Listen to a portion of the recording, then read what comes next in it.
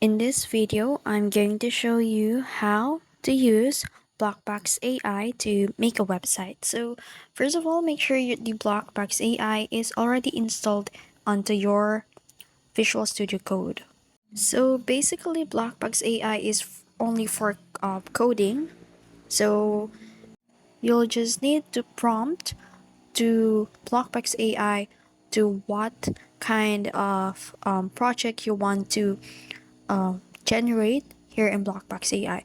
And also, you can use a photo to generate with Blackbox AI. So for example, if you want to have this kind of ideas that you seen in Pinterest or whatever platform you are searching for inspiration of design or UI for your project, just simply screenshot that specific project or specific design you want to apply with your project, and then upload it to Blackbox AI, and then it will automatically generate a code for you. So as you can see in here, if I type a create a simple website for like e-commerce, so and then hit enter and wait for the AI to generate the whole code.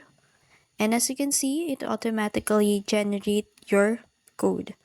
So it's up to you whether you want to adjust this design or just leave it simple. So in order to do that, so in order to see the project, you simply run it with your browser. So for example, yeah, and wait for it to load up. And that's it. So as you can see in here, we have a simple website here created by an AI. And that's it. That's how you use Blackbox AI in making a website. If you found this video helpful, don't forget to like, share, and subscribe to the YouTube channel.